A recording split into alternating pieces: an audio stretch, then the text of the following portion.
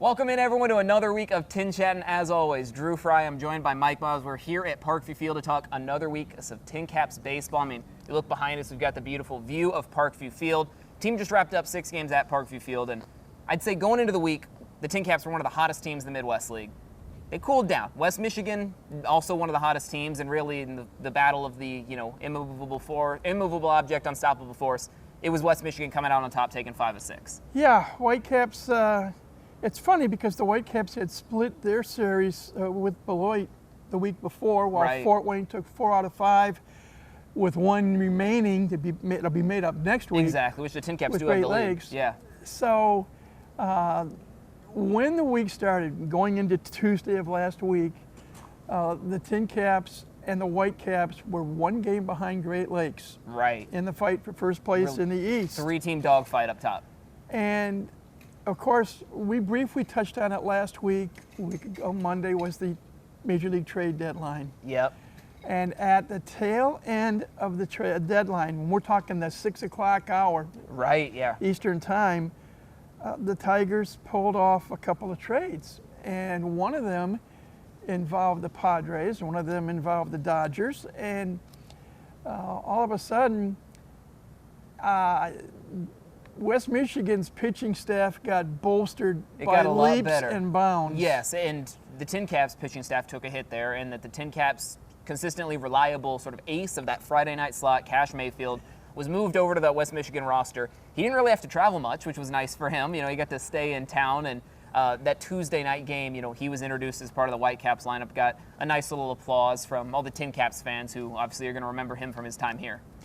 It was almost like this show is this week, a little bit on the nostalgic side. Very much so, yeah. And my partner, Andy Yakum, had a chance last Tuesday afternoon. He went over to the West Michigan clubhouse to get the Whitecaps starting lineups, the batting order.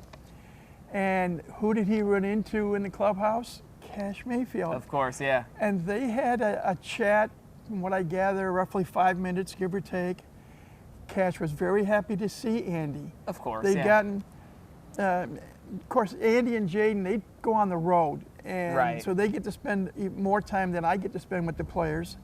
And so Andy and Cash knew each other, and Cash was I can say it now, a little bit shocked. He was hoping against hope that he wasn't going to be involved in any trade, that he could finish the year here in Fort Wayne. And just from that consistency standpoint, you know, being able to focus your development years at a time. But, you know, the trade is sort of, you know, uprooting someone's life in that way. Fortunately for him, it was less so than it could have been, being able to join a team that was already in town, especially a team that's already so close. You know, West Michigan and Fort Wayne not all that far apart. I can say this now because it has transpired. Right. On Tuesday home games, I have the honor of talking with manager Jonathan Matthews for our pregame show. Yeah.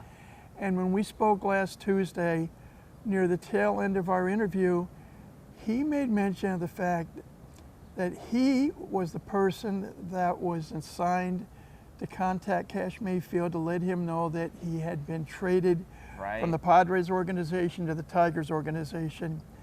And he said that was one of the most difficult calls he has had to make as a manager. And again, he's not even managed in the Padres organization, 2 separate stints with Fort Wayne. Right. But prior to getting involved with San Diego, with another organization, he had been a manager. So yes, and he's been in that San Diego organization for a while, even when he wasn't managing. 3 years as a hitting coach here, 2 years as the roving hitting instructor for the entire system. Yeah. But he said that was one of the toughest calls he's had to make. And to let him know that, I'm sorry, but here's what's happened. Right. And Mike Nutter mentioned to me on Sunday on here, he's in my pregame chat. Yeah. That Mike was notified and that the TinCaps here had to make arrangements. Cash had to move out of the apartment that he had been in as a member of the TinCaps. Right. But the front office staff was able to get him a room, visiting teams this year, staying not too far from us. I believe, I'm not sure if it's the Hampton Inn or... Well, there's hotels right up against the ballpark, But they were able to get him a room where the Whitecaps were going to be staying. Right.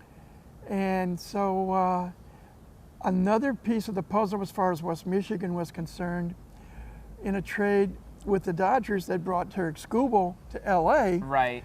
one of the prospects that came Detroit's way was right-hand pitcher Brady Smith. Now, we talked last week. Yes. Brady Smith had pitched a week ago Friday against Fort Wayne as a member of the Great Lakes Loons. Right. So now also back, in Fort Wayne, making another one of those kind of quick, unexpected return trips. And it turned out for 2 days, Brady Smith and Cash Mayfield were roommates. Oh, okay, that makes sense. Yeah. And Shared so bonding so the experience. game took place on Tuesday. Yep. And West Michigan assigned Cash Mayfield the number 12 jersey. And I vividly remember seeing him walking out of the clubhouse area, which, if you've never been here to Parkview Field, is on the first base side. Right. And both teams have to go through separate walkways, Yes. but are joined by a fence to get out on the field. And when Cash took the field, he was walking toward the third base dugout, there was a bit of an applause. Yeah. And then the game took place Tuesday night. And after the game Tuesday night, almost to a man, the TinCaps, in spite of getting beat 12-5, Right. stayed at the dugout and they waited for Cash to Yeah. come across. I mean, these guys have been teammates for months. You they talk have about these bonds. You talk about class. There it was. Yeah. And yeah, sometimes teammates are called brothers or brothers in arms. Exactly. And yeah, Cash had been here. The only time Cash wasn't here was that brief couple of days when he went to Philadelphia For the MLB and Futures All-Star pitched game. in the Yep. Futures game. Yep. And ironically, he pitched one inning and gave up a run and was charged with the loss, but that's Yeah. neither here nor there. Either way, a great experience. But after the game, the players came over and talked to him. Johnny Matthews spent several minutes talking with them, just Yeah. the two of them. And then it turned out on Wednesday, the Tiger organization, because of the hamstring issue Cash has been dealing with for the last couple of weeks, Right. they put Cash on a plane and sent him to the spring training base in Lakeland, Florida. Yeah, so he never ended up pitching against the TinCaps this Right. week, which was something we were waiting to see. But overall, it was still sort of a nice moment to give him that extra, day or two's farewell with his Fort Wayne Yeah. teammates, which a lot of guys don't get. And then meanwhile, Mike, handful of other guys coming up in terms of call-ups, reinforcements. Jack Costello got called up. That felt like a long time coming Yep. for him. I mean, he was the 2025 Community Player of the Year for the TinCaps. He's been ingrained in this organization, in this city, so seeing him get that boost was certainly nice. Oswaldo Linares following him up there as well. The Sunday catcher who also dabbled. He actually, figure this one out, Yeah, he actually played more games at second base this year right. than he did at catcher. Now, a word to the wise, Linares began his baseball career as an infielder. So Yeah, moved behind the it dish and helped now out can do a lot both. that he could play Yeah. another position besides catcher. And basically, he was kiddingly called the Sunday catcher Right. for Fort Wayne. He usually caught most of the Sunday games for the TinCaps. Yeah. So he and Jack made the trek to San Antonio. Yep. And There then were three new players guys. that were released by the organization, That's true. and a number of other players, a couple of other players were sent back to Lake Elsinore. A number of players came up from Lake Elsinore. Right. And those three new ones, we've got Bradley Fry. Yep. We've got no relation, different spelling of his last name.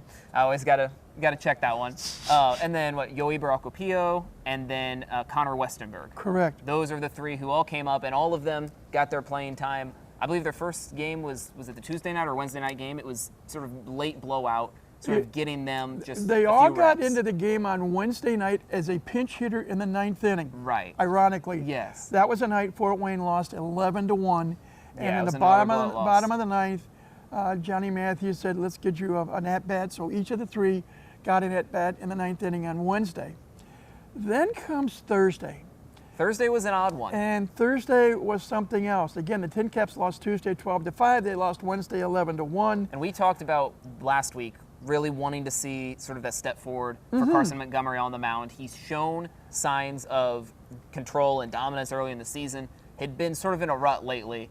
This was the performance that he needed to get back in the swing of things. It was perhaps the best game of the year for the TinCaps as a team. Yes. You and I talked about Monty, and I mentioned the fact that, boy, he really, really needs a good outing. Right. He 6 gave up- innings, 1 hit ball. Yeah, he Either way, shutout. He retired the first 4 batters he faced and gave up a 1-out single. Yes. And then retired, I believe, 7 or 8 more in a row. Issued a walk, and ironically, the next batter grounded into a double play. There you go. Erase So him, yeah. he went 6 innings, no runs, 1 hit, 2 walks. I'm trying to remember how many strikeouts. I want to say 6 or 7. But without a doubt, his best performance of the year. And then Medina comes in. And then Carlos Medina comes in, and talk about putting icing on the cake. Right. From a pitching standpoint, Medina came in and pitched the 7th, 8th, and 9th. Retired 9 batters in a row, striking out 6 of them, including the last 4 he faced. One in the 8th and the entire 9th inning. Yeah. Meanwhile, the TinCaps couldn't get much offense going, but 2 but they swings of the got bat's really all you 2 need. big hits. Yep. One, by the way, a 2-run home run by Bradley Fry. Right. That gave Fort Wayne a 2-0 lead, and then inning and a half later, or 2 innings later, they got a solo blast, and I'm trying to remember. Was that Carrington I want to say Carrington Cross. And then Lamar King was swinging the bat as well. Yeah, and he would have a home run in the series as well. Right. But on that Thursday night game, besides the excellent pitching and the 2 big home runs, there were 2 absolutely outstanding defensive plays made. One by Bradley Fry at the shortstop position. Yes. That got the first out in the 2nd inning. That play alone was the number 4 pick for ESPN on their top plays of the night. And then in the 5th inning, Carrington Cross, who was at third base, made an almost, I won't say identical play, but an outstanding play himself. Right. In each case, a slow chopper on the left side of the infield, where both infielders, the only chance they had, barehand the ball and fire to first. And got them out. And they had just enough mustard on the throw to get both hitters out. So you get excellent pitching, 2 simply sensational defensive plays. Yeah. You also get a batter doubled up in a double play. Right. And you get 2 home runs. Final score was 3-0. That night was the highlight of the week, as it would turn out. It was. The next 3 games were all Whitecaps wins, most of them pretty much in blowout fashion. The Whitecaps have been a red-hot team. The TinCaps certainly, I mean, this was a blow we've talked about to their momentum. They came in having won the series against Lake County, who was in 2nd place at the time, then won the series against Great Lakes, who was in first place at the time. So now West Michigan entering this week in 2nd place. This was a big week for the TinCaps. It proved to be a bigger week for the Whitecaps. All of that said, TinCaps still in 3rd place. Yes. And looking at the Midwest League standings with about 4 weeks left to play, it's still a wide open race. TinCaps are only 4 games out of that 1st place position and would, I believe, have that tiebreaker over the Loons. They wouldn't over the Whitecaps, most likely. Yeah. As it turned out, West Michigan and Fort Wayne only ended up playing each other 12 times this year. And that's another story for another time that we could spend the entire show talk about strictly scheduling on and all the that. scheduling. But as it turned out, Whitecaps won 9 of the 12. Right. Took 4 out of 6 in Comstock Park, took 5 out of 6 here in Fort Wayne. But in spite of losing 5 of the 6, the TinCaps, as you said, are still in the hunt. They are. They are 19-21 in the 2nd half starting play this week. Right. They are 46-60 overall, but they are only 4 games out of first. Great Lakes and West Michigan are in a virtual tie for first in the division. And as was Whitecap broadcaster Dan Hasty mentioned to us on Sunday before he left town, he said, the Whitecaps have now become the biggest fans of the TinCaps. And he said it with a chuckle, because Dan knows, and a lot of other people know as well, that there are still what I call 6.5 games left between the Loons and the TinCaps, all taking place next week, all taking place here at Parkview Field. There's one partial game that has to be completed where technically Fort Wayne will be the visiting team. Right. A 7-inning game that's going into the top of the 5th inning, and Fort Wayne's on top 6-2. Yes. So there are 7 more opportunities for the TinCaps to gain ground, gain respectability, gain momentum. And of course, West Michigan's hoping that they do that, because that knows that they know that Great Lakes then will be running into some hard times. Right. So West Michigan's fate's in their hands, but I mean, Fort Wayne can rekindle that spark that they had in their 2 series prior. Then we've seen the success that this Fort Wayne team can have. And as we've been talking stats in the weeks leading up to this and even today, one thing we've noticed, it always feels like the TinCaps win a lot of close games, lose a lot of blowouts. You go through and you look at the numbers, the average margin of victory this season in the TinCaps wins is roughly 3 runs, and that's what happened this week with that 3-0 victory. Their average margin of victory in losses, so the other team's average margin of victory, when the TinCaps lose, is almost double that. It's roughly 6 runs in that range. So we're seeing when the TinCaps lose, they tend to lose big. When they win, they tend to win close. That said, the key, that knack for winning close games can be so important in those clutch moments, and we're starting to get into more and more clutch games where these moments are going to become all the more bigger. And this week is going to be even more important. The TinCaps are on the road, in fact, leaving a day early. We're doing this segment on Monday, of course. And the team is less than an hour away from departing for the Quad Cities to take on the River Bandits, who are one of the hotter teams in the league as well. Naturally. It always feels to work out that way, doesn't it? Yeah, Quad Cities has won 7 of their last 10. And in the second half, they are trying to catch, and here's a surprise name of a team. The Beloit Skycarp are it's leading. All about whoever gets hot. They finished in last place in the West in the first half. And even now, for the entire season, they're under 500 at 52 and 55. But they rule the roost in the West at 25 and 17. Very similar situation to the Whitecaps. Really rough first half, bounce back, and now in the driver's seat, arguably, in the second. South Bend, which has been playing with house money since winning the first half West. They're 24 and 18. And here comes Quad Cities at 23 and 18, tied with Wisconsin at 23 and 18. We've seen the Timber Rattlers. And Peoria, even the Chiefs, who Fort Wayne does not see this year, will not see next year, they're 21 and 20. So the first 5 teams in the West are separated by 3.5 games, and the 6 teams in the East are separated by 5.5 games. With 4 weeks left to go in the season. So there are going to be some exciting times. There will. 4 weeks left, and most teams are still in the playoff race in some way, shape, or form. As you mentioned, it's going to be fun. The TinCaps for the season are better on the road than they are at home. They're 24 and 28 on the road. So they're going to get 6 more cracks away from home this week. I hope they don't get distracted by 3 things when they go to Quad Cities. Number 1, and I've kiddingly talked about this for years, the ballpark in Davenport, Iowa, there have been known to have been home runs hit into the Mississippi River. The Mississippi River goes just beyond the walls in center and right field in Quad Cities. That's number 1.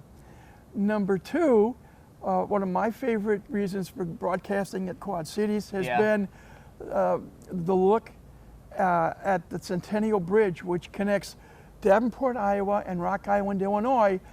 When it is lit up at night, it is a sight to behold. I mean, bright white lights go stem to stern, top to bottom, whatever you want to call it. Gorgeous sight. I talk about the Mississippi River, where I have seen anything from a canoe to a freighter go up or down the river. And then several years ago, the ownership of the River Bandits decided to put an amusement park in on the left field side and beyond the fence. So you will see a carousel. And so it's flashy, it's fun, but as you're mentioning, it's also, for the team, it's about the baseball. So now the TinCaps have to think about baseball. Yes. They have to respect their opponent. Of course. I mean, West Michigan played very well last week. Fort Wayne has to duplicate that experience on the road, as the Whitecaps did last week. They have to focus. They have to concentrate. But the nice thing is, they are looking at roughly a 6 to 6.5 hour bus ride to the Quad Cities. And I mentioned this on the air with Andy on Sunday. I really honestly feel that bus ride is going to be therapeutic for the ball club. Right, take some time, because relax. the players can relax on the Yep. bus.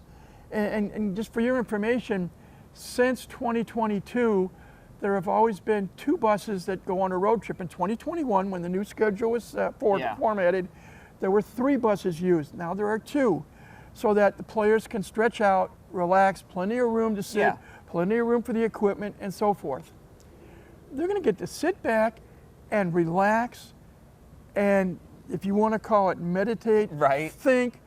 Yeah. I made the comment they can, in a way, look themselves in the mirror. Right. Nobody's happy with the performance outside of Oh, of Thursday course. night, what happened last week. Yes. But the players know a couple of things. One, there is still time left to make one final push to get that elusive playoff spot 4 games out with in the 26 East games Division remaining for the in the TinCaps. second half. Yep. 2, look themselves in the mirror, look themselves in the face. Have they given it their all? Have they focused enough? Do they have enough desire and determination?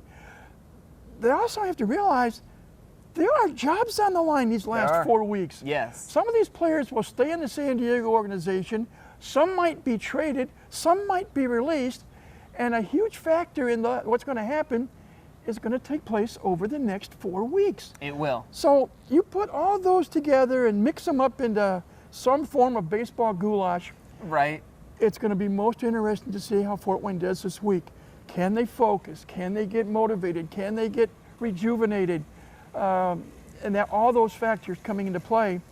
And all they have to do is for 6 nights, give it their very best effort and then see what happens on the diamond. Of course. You can only do the best you can, but hopefully they'll play in a relaxed manner. Yeah. And let the good Lord take care of their God-given abilities. Right. And have some fun. Yeah, that's what it's all about. That's what we're hoping for this week. Exactly. With the team out at the Quad Cities. Yeah. So Mike will certainly be following that. Before we wrap up, you mentioned earlier this sort of episode of TinChattin, a little bit of nostalgia in it. So quick, explanation for our viewers.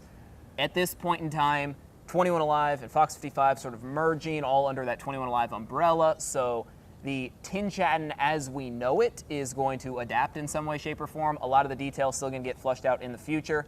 But in terms of TinChattin in the locker room, in its present format, this is going to be the last time we will have this sort of experience. So, Mike, I wanted to give you and myself both just an opportunity to take some words and really just kind of reflect over, it's been about 2.5 years that I've been doing TinChattin, and I mean, I've absolutely loved this process, this experience. I mean, I'm a baseball nerd. I love being out here at the ballpark.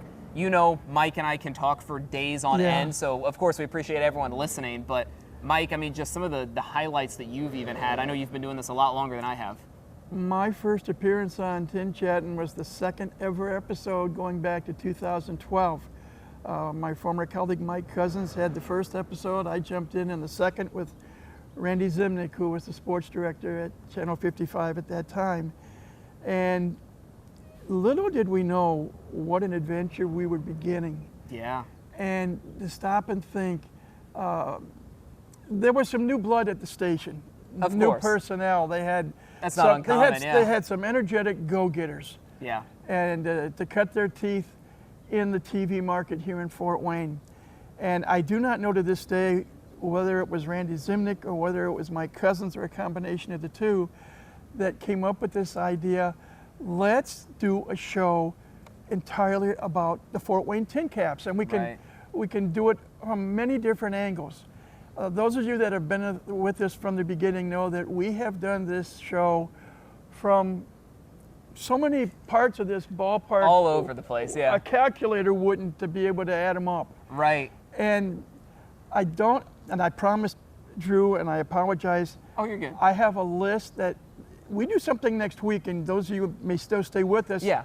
We will have a list of all the great people that I've had the pleasure and honor of working with from the station in spending time talking about the TinCaps, talking about the ballpark, talking about the city of Fort Wayne, talking about the fans and the viewers and listeners like yourself. And we have had interviews on some occasions with some of the players and some of the managers.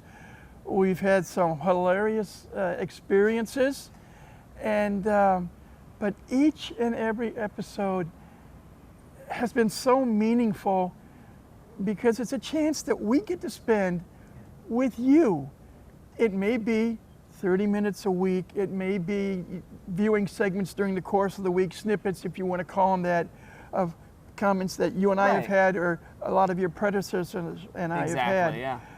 But it's a chance to let you folks know, A, we care about you. B, we care about the TinCaps. C, we care about the station. And we care about everything. We talk within the TinCaps organization, a model that was adapted over 20 years ago. Family fun entertainment. Those are the three words. We seem to bring them up every week, and there's a reason. TinCap President and General Manager Mike Nutter coined that phrase many, many years ago. And the staff here has tried to do it for every home game that's taken place. Drew and all of his predecessors and I have tried to do it when we do our thing here. Right, through this sort of format. For you folks.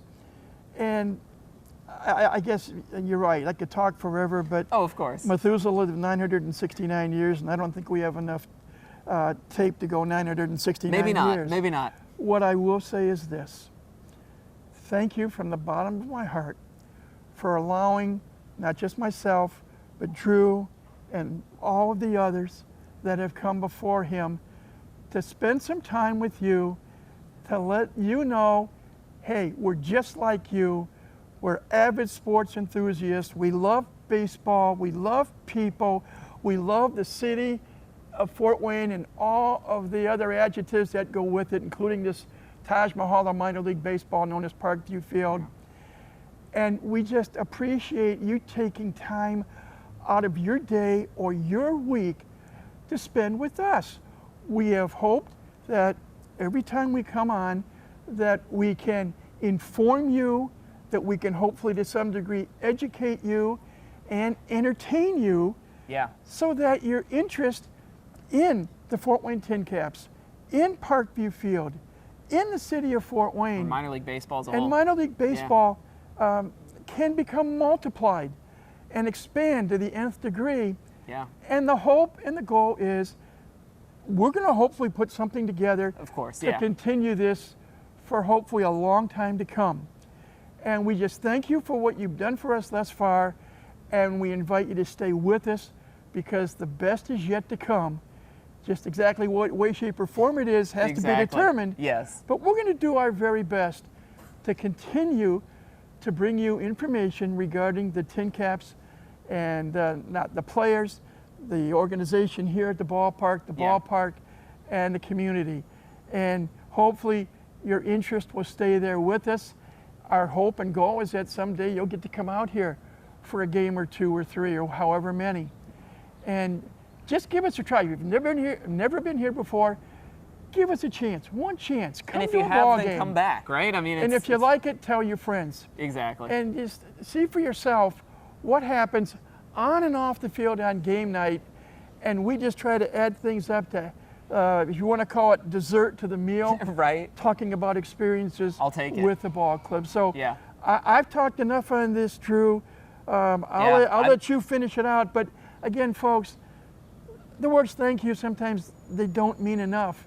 I hope they do, and I hope you'll take it with the best intentions. But thank you so much for being a part of TinChattin going back to 2012. Yeah, I mean, I don't know what else there really is for me to add other than obviously thank you all. Thank you, Mike, for welcoming me into this. You know, when I jumped into this process 2-3 years ago, and I guess all there really left to say is thank you all for watching. Mike Maz, I'm Drew Fry, and whatever form we'll be back in at some point, continue to watch and enjoy some TinCaps baseball. We'll see you.